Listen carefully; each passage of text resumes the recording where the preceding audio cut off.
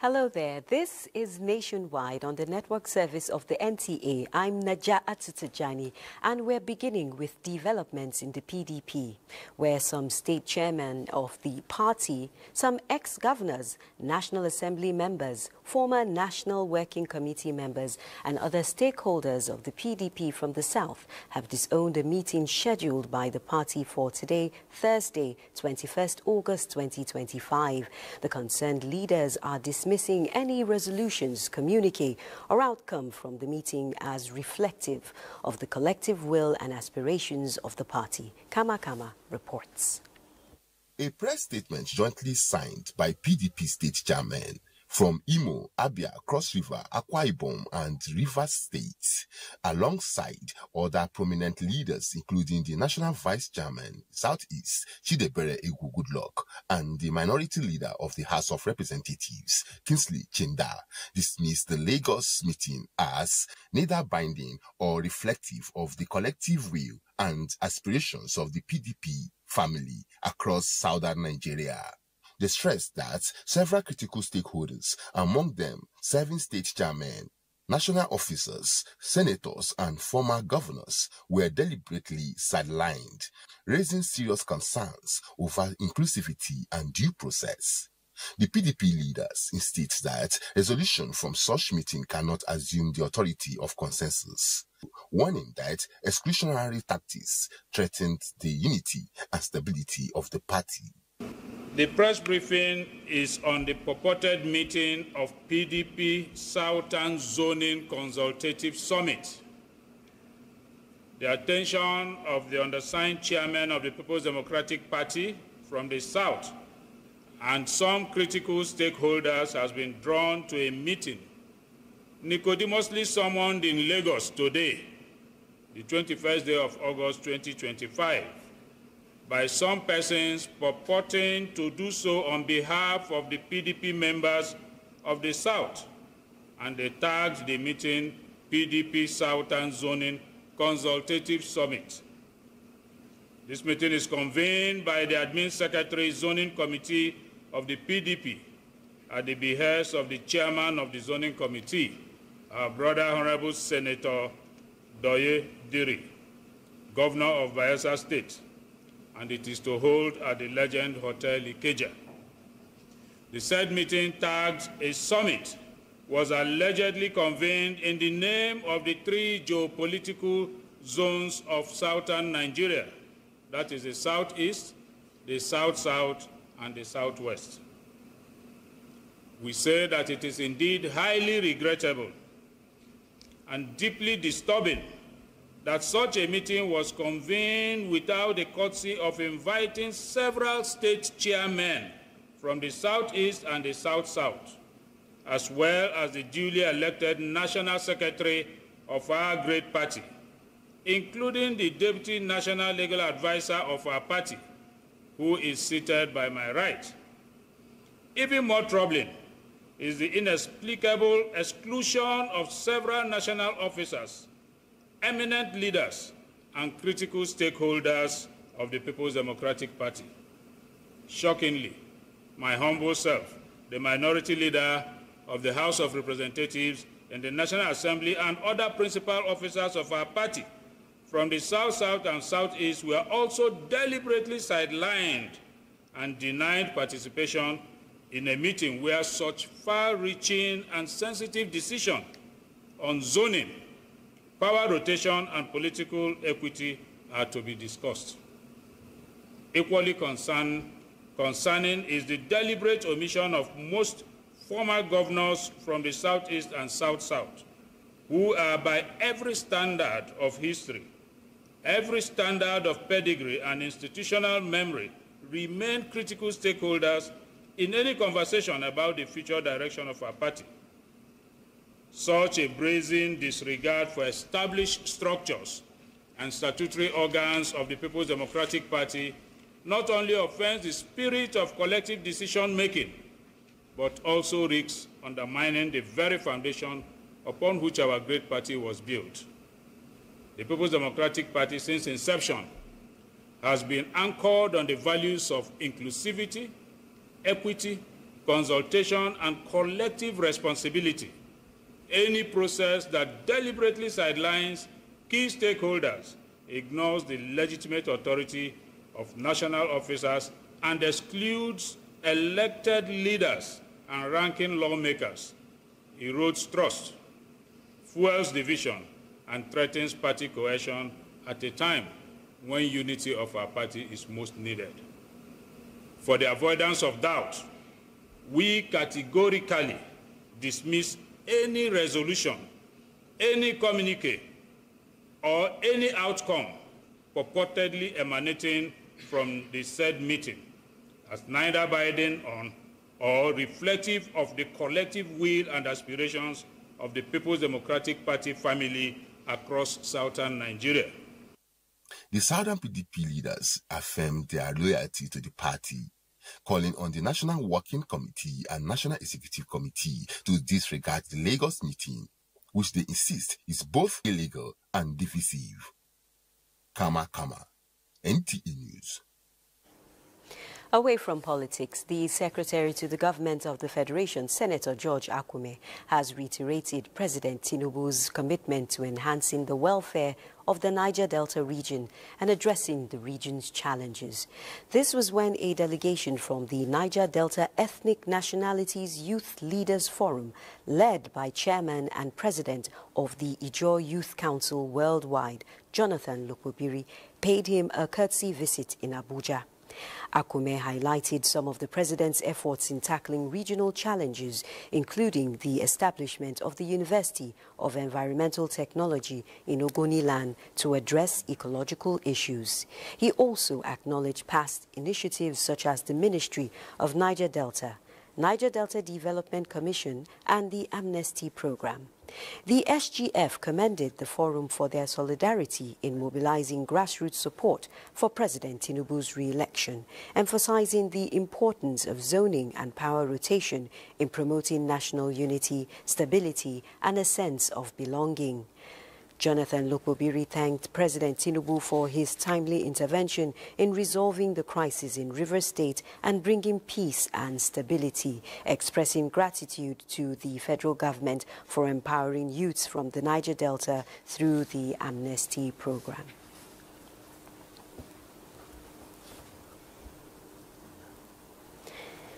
Residents in Awka, Anambra State have applauded the present administration in Nigeria led by President Tinubu during a sensitization campaign on Tinubu midterm reports. That report will come in subsequent bulletins. Meanwhile, the Nigerian Education Loan Fund says that upkeep loan disbursement is now strictly tied to the academic session of each institution.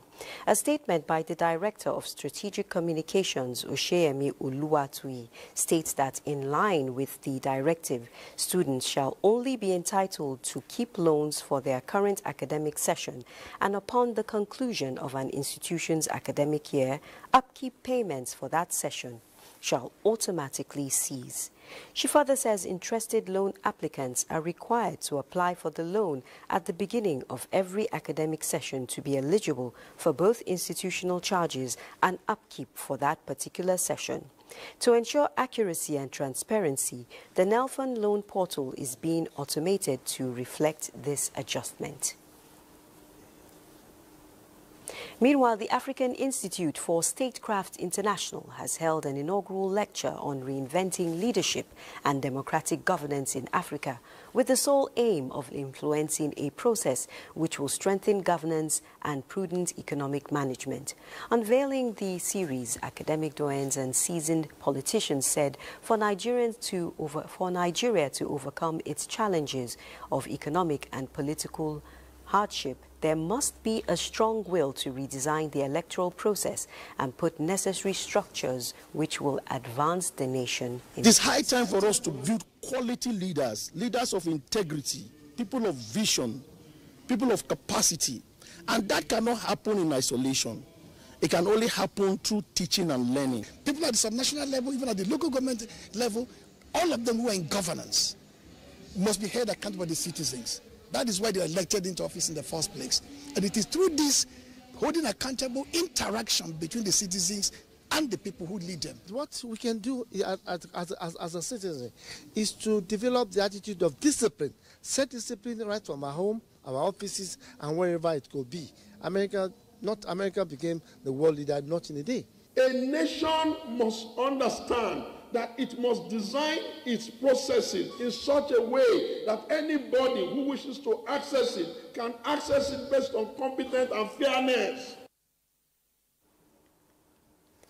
The stakeholders advocate participatory democracy, which will guarantee good governance, citizens' welfare and national development within the ambit of a united and prosperous Nigeria. A delegation from the Ningbo Municipal People's Government of China has visited the Nigeria-China Parliamentary Friendship Group at the House of Representatives. Their mission is clear: to seek recommendation from Parliament on the most suitable location in Nigeria to establish a sister city partnership with Ningbo. Ignatius Nkwo reports that this visit forms part of a growing wave of bilateral engagements driven by the Parliamentary Friendship Group. While the National Assembly may be on recess, the pursuit of foreign investment for Nigeria is far from taking a break. A 6-man Chinese delegation arrived at the House of Representatives. The team representing Ningbo City in Jiangxing Province, China, was on a business mission, meeting with the Nigeria-China Parliamentary Friendship Group of the House of Representatives. Chairman of the parliamentary group, Jafaru Yakubu, described the engagement as a strategic step to deepen economic and developmental ties between the two nations, particularly in rural development, trade, agriculture and industry. He recalled that the recent bilateral summit convened by the group created a rare platform to address challenging issues in Nigeria-China relations. Nigeria is the biggest market for China. So that's the need why we convened for a summit, the first of the kind where a parliamentary arm of government, the legislature, has done a summit to bottle the neck of trade deficit. That's the trade volume between Nigeria and China. Like to see how we can collaborate in the area of sports between Nigeria and China. Leader of the Chinese delegation pledged readiness to invest in any Nigerian city recommended by the parliament. So we'll see if there's any chance for us to collaborate on the development of the port operations. Ningbo is a major port city in Zhejiang Province with over 600 seaports. Ignatius Nkwo, NTA News. Avoid substance abuse as a way of coping with mental health challenges, say experts. But shortage of manpower in the treatment of mental health illnesses, high cost and stigmatization have also been highlighted as major issues limiting access to professional therapy and treatment of mental issues. Amaka O reports. Data provided by the World Health Organization states that about 40 million Nigerians are affected by mental health illnesses caused by biological and psychological factors. Beyond just work-life balance is work-life equitable living. Living like at this point, I'm creating a balance in, oh, my family needs my care. You give it as much attention as it needs. And at this point, my job needs, you give it as much attention. At this point, I need care. You give yourself as much attention. Therefore, prioritizing mental health, especially those associated with poverty, toxic relationships, unsafe environment, loneliness, prolonged stress, are among factors that should not be ignored. And when people try to look at their jobs as jobs that they must be perfect, or having supervisors or bosses that demand perfection, these things tend to increase the level of stress and make the body to respond. Now, it is the response of the body to stress that brings about a breakdown, which we call mental illness. Adopting coping mechanisms such as engagement with the family and other support systems, cognitive behavioral therapy, mood stabilizer, adequate sleep are important in handling mental health-related issues. In Lagos, Amaka O, NTA News. And joining us live from Lagos is Adiola Komiakiri to talk more about mental health. Hello, Adiola. Hello, Najatu. Focus, what are the experts saying? Thank you. Right now, I am standing in the premises of one of federal institutions that treats mental health disorders in Nigeria, the Federal Neuropsychiatric Hospital in Abuja.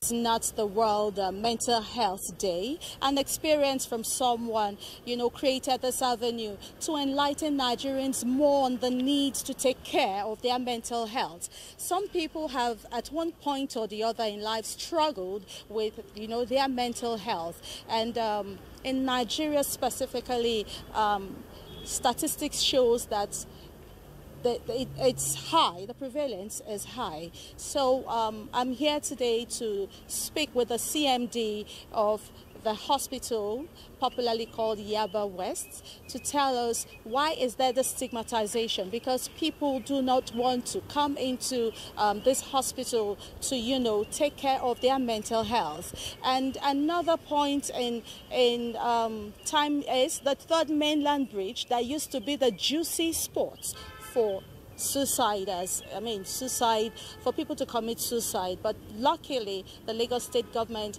has put security officers of that bridge to prevent anybody from parking and coming down on the bridge. Right now, Dr. Olugbenga Owoeye, what do you think can put a stop to this? Because on the mainland, you just see young people who are mad roaming the streets. How do we prevent this?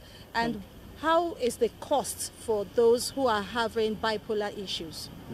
Thank you very much for bringing up this issue, because it's an issue that most people don't want to discuss. Now, there is need for us to talk more about mental health. And that's why we are so glad for the national television to come to our institution to bring up this issue, that there is need for us to create awareness about mental health issues all over the world, and in particular in Nigeria. So our studies have shown that about 25% of the population have one diagnosable mental illness or the other. And if this is the case, there is need for us to talk more about it. Rather than stigmatizing those with mental illness, there is need for us now to create support for their care, support for their family, and support for the community. This will go a long way from helping these people in going the wrong way when they have mental health issues. Just like you said, government are doing their own part to ensure that facilities are available. In Nigeria now, we have about 10 of these facilities in Nigeria, this federal institution in Nigeria. And additional 2 was added by this current administration. And the goal is to have mental health institutions in all the states of the federation. So this is one of the ways that we can really tame down or undo the mental issues that we have in Nigeria. Thank you very much, Dr. Owoeye, for the thought on this. Now we know that all hands need to be on deck to intensify campaign to alert Nigerians on what dangerous habits to avoid. And from here, we go straight to the studio, still remaining in Lagos. Hingino, what do you have on your table? Thank you, Adiola. So, Hingino. Adiola, and welcome again to Lagos, but this time around in the studio. Despite the 15% tariff imposed on Nigeria's non-oil export by the United States government, the federal government and exporters are already thinking outside the box to leverage the tariff hike by navigating other areas of comparative advantage to sustain the growth trajectory in Nigeria's non-oil export. Joel Pupola reports that stakeholders are holding extensive consultations on how to scale up in areas not affected by the hike. Netherlands. So you can see in the new tariff on exports to the United States of America is taking its toll on global trade and world economies. And with the United States being a major destination of Nigerian exports, the need for a thorough evaluation of the impact and engagement with relevant stakeholders to avoid any impending economic backlash is imperative. And this roundtable by the Nigerian Export Promotion Council is a major proactive step to sustain the impressive performance of non-oil exports, leveraging on agricultural produce not affected by the tariff. We can also build the capacity of our exporters in various areas, in cashew, in cocoa, in other non-oil export, and we also create market linkages and market access to them. These public enlightenment experts say will place Nigeria at a vantage position, even as engagement with the American government, which the Minister of Industry, Trade and Investment, Jumoke Oduwole, represented and other industry players agreed should also be considered. We avoided retaliatory measures. We opted instead for a calibrated response that protects long-term investor confidence, sustains mutual trade interests, and preserves regional stability. Some of the products and our competitors worldwide in certain product that goes to the US, you can see we have one of the lowest tariffs. So that presents opportunity for us to grow some of the exports. By geography, by the tariff schemes, we're able to overcome some of those challenges. Key areas identified to gain competitive edge are cocoa and cashew nuts, as well as value addition on the exported products, which stakeholders agreed will create employment opportunities and boost the capacity of local industries. In Lagos, Joel Pupola, NTA News.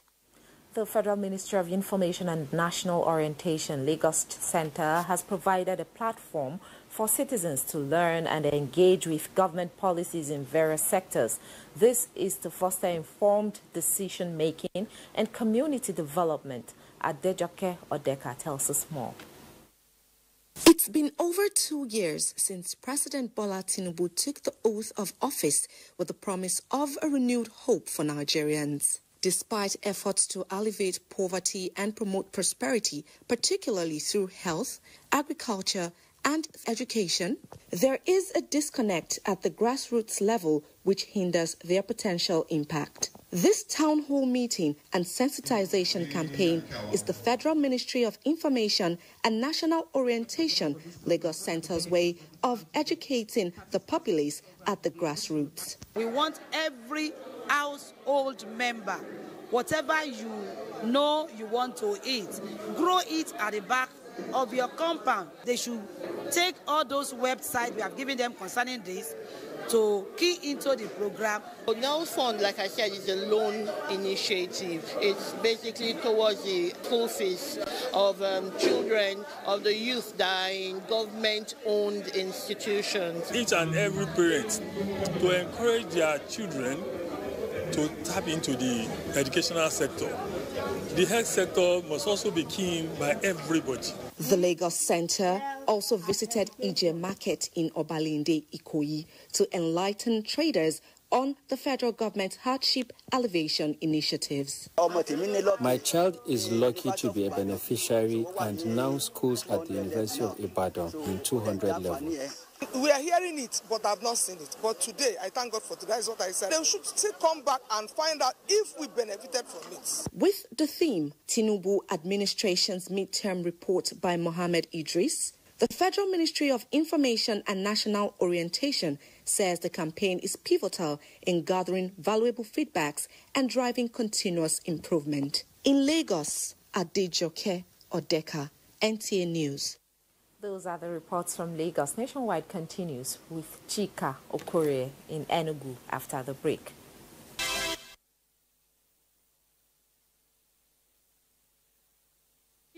From the Southeast Nigeria Enugu Network Center, welcome.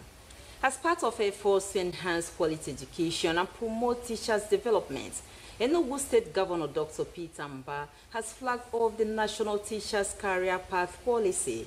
Chika Ugu reports that the policy seeks to eradicate quackery and uphold professionalism in the teaching profession.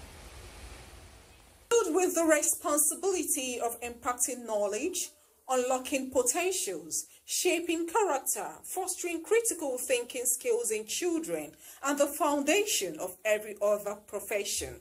The importance of teachers cannot be overemphasized. It is to this end that the National Teachers Career Path Policy was introduced. Enugu State is the first to implement the policy. Governor Peter Mba represented, assured of regular training and retraining of teachers to uphold higher standard of learning. Education means so much to us because for the dreams we shared and the dreams we're not able to capture today, the kids that our smart green schools will train will come up with better ideas. A huge investment in education in our state, infrastructure, new curriculum of experiential learning, learning materials, a complete ecosystem reform from basic to tertiary. None of that will be complete without professionalizing teaching. Introduced by the Teachers Registration Council of Nigeria, the policy provides a framework for the identification, registration, and licensing of qualified teachers based on competence and performance. Teaching will no longer be a thankless journey.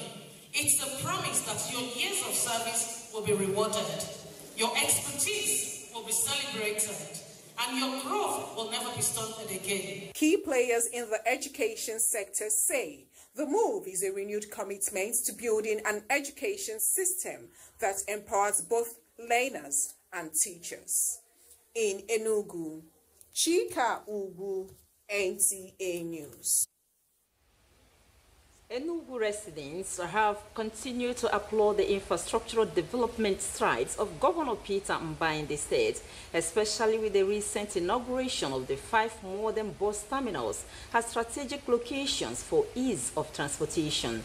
Chimaroke Ugu sampled the opinions of the people on the importance of the facility in transportation. Terminals play a crucial role in the transportation industry, serving as key nodes where passengers, goods, and vehicles converge for efficient movement. Whether in air, sea, land, or rail transport, terminals facilitate the smooth operation of transportation system, enhancing connectivity, efficiency, and economic activity. According to the Enugu State Governor, Dr. Peter Mba, bus terminals create more jobs for the teeming youths, increase productivity, accessibility, and urban renewal with economic multiplier effect. We know that our transport infrastructure is the heartbeat of our development, and it is what we must tackle in order to make sure that we create assets. Stakeholders are optimistic that the transport infrastructure will serve as a veritable tool for development, especially at the grassroots. In everything he does, he studies the pros and the cons to ensure that the sustainability of every project is being assured and guaranteed. I'm assuring you that these very projects will stand the test of time. There's no responsible parent in Enugu State that would want to embark on travel with this kind of project on, that wouldn't know where to go. They believe that investment in the transportation infrastructure will help grow the GDP of the state. In Enugu, Chimaroke Ugu, NTA News. And that's our package from Enugu Network Center. Overnight to Najatu in Abuja studios for the continuation of Nationwide. Thank you very much, Chika, and welcome back to our Abuja studios. The International Organization for Migration, IOM, has reiterated its commitment to supporting Nigeria in finalizing a national financing strategy for sustainable solutions for persons of concern. This assurance was given during a visit by the IOM Deputy Director General of Operations to the National Commission for Refugees, Migrants and Internally Displaced Persons in Abuja. Ruth Aguele reports. Migration dialogue continues to be a source of concern for nations, and this Nigeria takes seriously by working towards having a comprehensive national migration policy, which is top priority for the National Commission for Refugees, Migrants and Internally Displaced Persons. This solidarity visit by a delegation of the International Organization for Migration is to reaffirm its support for the national strategy on migration, enhance effective data management for migrants and displaced persons, to advance durable solutions and ensure migration is safe, regular and dignified. And we will support the operationalization of the two sub-working groups, one for data and solutions and one for security and protection, while emphasizing the importance of harmonizing the data. We commend NCFRMI for initiating the revision of the policy. The Commission is trying to see that we provide a solutions against handouts given out and also our vulnerable ones. Now we are building skill acquisition centers to scope that to go through the 6 to concerns that we have in this country. For both parties, they hope to strengthen partnership to operationalize the return, reintegration and reconciliation of migrants across the country, while upscaling efforts for legal pathways that will promote regular migration. In Abuja, Ruth Aguela, NTA News.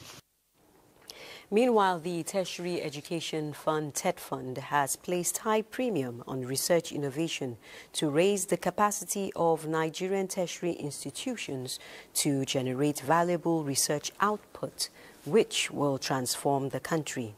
The words of the fund at the annual Research Week of the National Open University of Nigeria.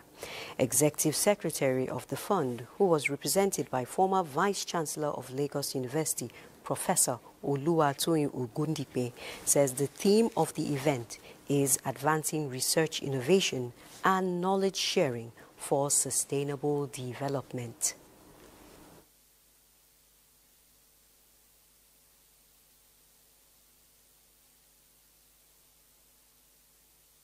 There must be deliberate effort to ensure effective synergy between academia, industry, and government to achieve the developmental objectives of research and innovation for sustainable development. The world over, including Nigeria, the idea that we practice has a stigma that where can you do research, especially for those of us in sciences. It cost me little to think about how I was going to change these views expressed by outside. We are taking bold steps to place research at the heart of our academic mission. The current management of the university also attaches its established first ever Directorate of Research Administration and assigning a Deputy Vice Chancellor, Technology, Innovation and Research. Now let's join Kemi in Ibadan for more on Nationwide. Kemi. And welcome to Ibadan. The federal government has expressed commitment towards embracing and sustaining Nigeria's cultural heritage. Minister of Arts, Culture and Creative Economy, Hannatu Musawa, stated this at the grand finale of the 2025 World Shongo Festival held at the Ancient Palace, Oyo Town. Funke Amoli's report is here presented. The minister, while presenting the UNESCO World Heritage Inscription Certificate for the Shongo Festival to the Alaafin of Oyo, Oba Akim Owade I, alongside the Oyo State Commissioner for Culture and Tourism, described the occasion as a proud moment for Nigeria, Africa, and every community that treasures its history. The minister commended Oyo people for sustaining the centuries-old festival, noting that its UNESCO recognition highlights Yoruba resilience. Bola Ahmed Tinubu is really looking to see how we can really leverage on this culture, to see how we can continue to propagate and strengthen it, and continue to support festivals such as Shango to make sure that it continues to be a very strong institution for Nigerian cultural expression. You can see the whites very happy associating with us. So I want our people to be proud to be associated with our culture. It makes part of the heritage of the Yorubas, the Shango Festival, and it belongs to the identity of Oyo people. So we are showcasing the rich heritage of Oyo. The event showcasing of Shango identities from different states and cultural display. The historical event was a gathering of cultural custodians to celebrate one of the Nigerians' most vibrant cultural traditions. Adequate funding, training and continuous retraining of manpower have been identified as key solutions to the challenges confronting research development in Nigeria. This was the focus at a lecture on the role of science in transformational research in Ibadan. Wasiurov has details. Research in all its forms plays a pivotal role in societal development. This underscores the importance of science laboratory technologists in Nigeria. Speaking on the theme, the tripod stand in the university, the role of science laboratories in transformational research and sustainable management, resource persons charge participants to embrace transformative research capable of advancing the nation, particularly in the area of technology. When we talk about transformative research, we're talking about a research that answers a problem, a research that brings a radical change in what is being done. The chairperson of Aston, alongside other stakeholders, expressed optimism that the workshop will further sharpen skills and expand knowledge into this area of innovation and technology. I believe after the conference, this is going to enhance our research skill, and then also it's going to serve as a motivation for colleagues. When you talk basically about human capital development in the area of research, I think that is where they are very, very relevant. We make sure there are standards, way of doing things. So without standards, without procedures, there's no science. The Vice-Chancellor of the University of Ibadan, represented, assured that the institution will continue to provide an enabling environment for science laboratory technology to thrive. Without these technologies, research won't be as it is. The event marks the 5th biennial workshop of the Association of Science Laboratory Technologists of Nigeria, UI chapter, in Ibadan. Wasiurov, NTA News. And that's it from Ibadan. We have more reports with Najatu in Abuja. Back to you, Najatu. As part of the ongoing drive to further foster mutual relations between the military and members of immediate communities, the Nigerian Navy has inaugurated an office complex and other projects for the people of Kokori community in Ethiopia East local government area of Delta State. Defense correspondent Ismail Musa reports. With this brief symbolic ceremony, the people of Kokori can now boast of a befitting office accommodation for community engagement, a borehole and overhead tank to address water shortage. The Civil-Military Relations Project is in line with the strategic objectives of the Chief of Naval Staff, Vice Admiral Emmanuel Ogala, with emphasis on quick impact projects to revigorate Nigerian Navy civil-military cooperation mandate and to contribute to the ongoing federal government's renewed hope agenda.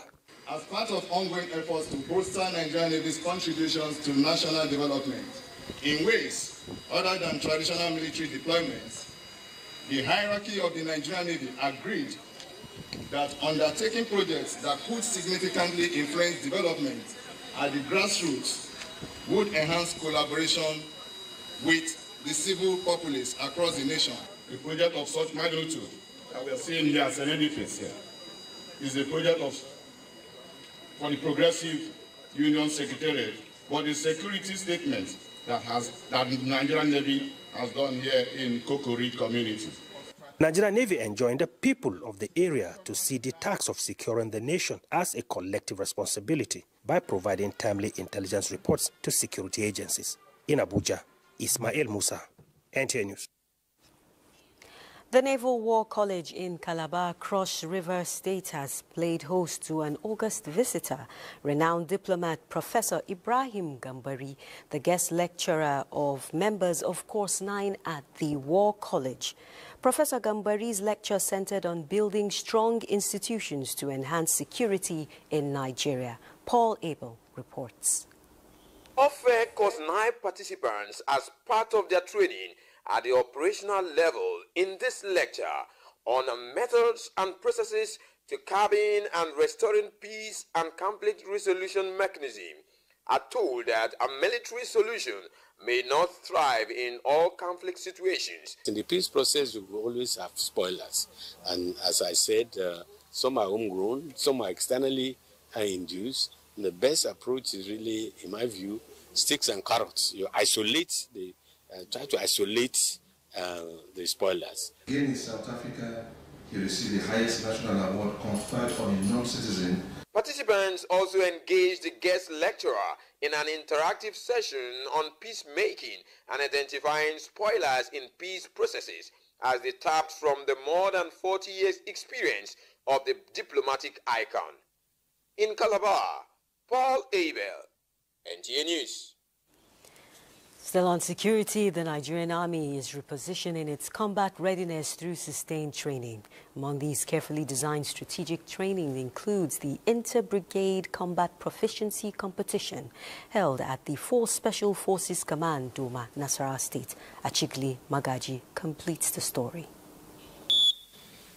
The competition, which is part of the Combat Readiness Proficiency, has participants drawn from 4 Special Forces Doma, Bochi and the FCT.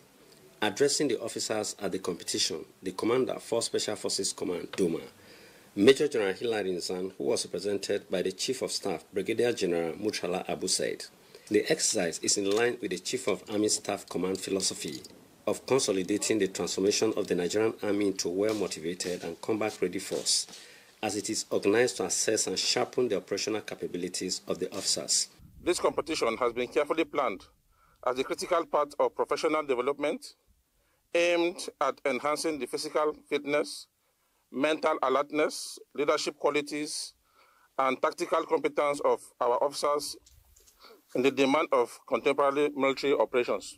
The events to be competed for during this competition include a 10-kilometer endurance race, physical fitness, obstacle crossing, weapon handling, and combat swimming.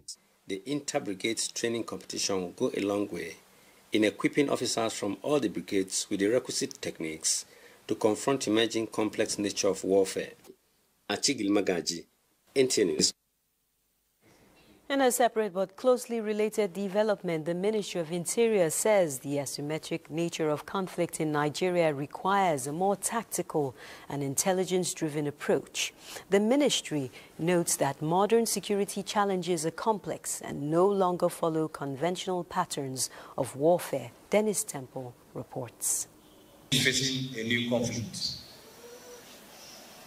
and this is an emerging threat where the nation has never passed through it before, and it is called asymmetry.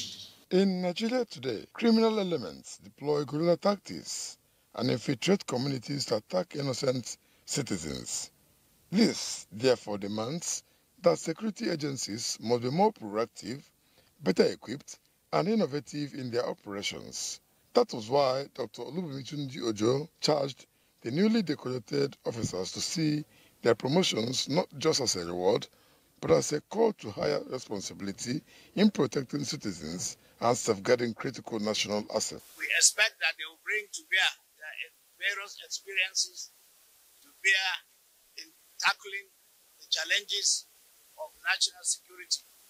The effort the government is doing, the National Security Advisor has galvanized all his team. They are doing an excellent job. And as part of the security architecture, the higher you go, the tougher it becomes. The more promotion you get, the more challenges you face. They are expected to behave very well. And of course, they are expected to mentor. Of 22 senior officers were promoted to the rank of Assistant Commandant General, and they pledged to live up to their new responsibilities. In Abuja, Dennis Temple, NTA News. Now to a fight of another kind, this time against illegal mining, which has remained on the front burner of conversations across the country. Beyond government regulations and community action, the media is equally playing a significant role in promoting public awareness and holding stakeholders accountable. A media parley by the Nigerian Union of Journalists FCT Council is interrogating the risks associated with the practice, with focus on the role of the media. Hamman Jabani reports. Illegal mining in Nigeria has become a serious national concern as it threatens the environment, endangers local communities, and deprives government of vital revenue. Experts are of the opinion that while laws and enforcement agencies are critical, the role of the media cannot be underestimated. These are complex problems that calls for multi-sectoral collaboration and robust intervention. The media, as the fourth estate of the realm, is the voice of the people and will always stand as the front line. Hence, the need for effective collaboration. Some of the conflicts we are having today in mining communities, communal conflicts, they are as a result of illegal operations going on. Stakeholders are therefore calling on the media to remain consistent, independent, and fearless in their coverage. They note that collaboration with civil society groups, environmental agencies, and local communities will strengthen the impact of this effort. Illegal mining is not just a mere economic crime. It's an act that fuels insecurity, degrades our environment, undermines lawful investment, and robs our nation of vital resources. Also, beyond the charters, in view of the charge that the Honorable Minister gave us from the onset, and considering the serious nature of this assignment, we delved very deeply into the provisions of the Mineral and Mining Act 2007, and also looking at the mining regulations of 2011. As the nation intensifies its war against illegal mining, the media's watchdog's role remains indispensable. Hamman Jabani, NTA News. Still on mining, funding the mining industry and increasing Nigeria's relevance in the global market are key areas of focus at the 10th edition of the Nigerian Mining Week to hold in October 2025. Permanent Secretary, Ministry of Solid Minerals Development, Farouk Yusuf Yabu, stated this at a press briefing in Abuja, emphasizing that the premium gathering will review the decade-old journey and the prospects ahead.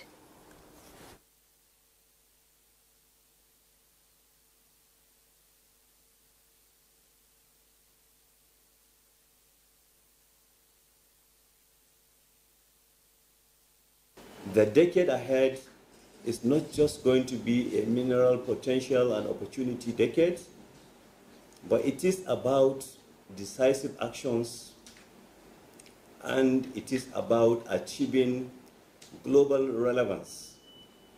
Nigeria therefore welcomes those who will join us in this great journey. On behalf of the Honorable Minister, Dr. Henry Dele Alaki, I declare the Nigerian Mining Week 2025 officially launched.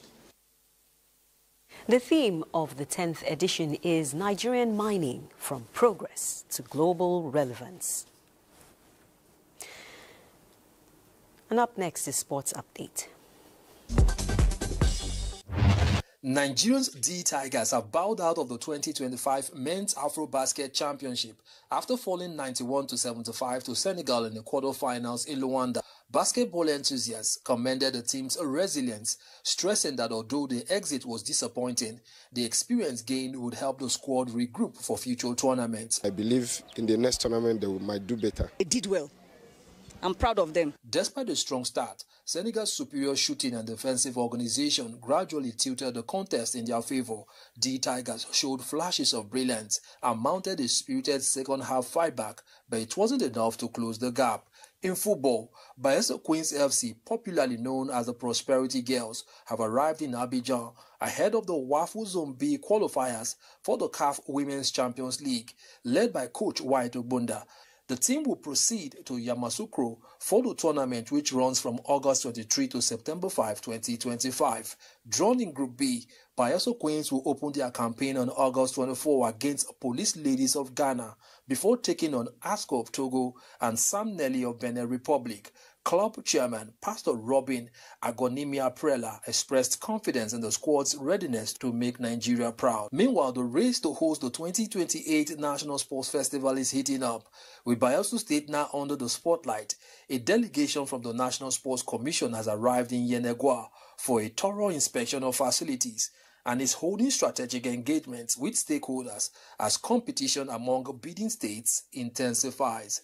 Hopefully, by 2027-2028, Bayelsa will have the rights to host Nigeria for the very first time in the history of Bayelsa State. And finally, in tennis, Italy's doubles duo Sara Errani and Andrea Vavasori defended their US Open mixed doubles title after defeating singles star Iga Swiatek and Casper Ruud in a thrilling late-night final. The Italians prevailed 6-3, 5-7, 10-6 to complete their mission in the controversial revamped event. For Sports Update, Bright Ibuchu, NTA News. Thank you, Bright. Sports Update concludes nationwide on the network service of the NTA. Thanks for watching. I'm Naja Atutijani.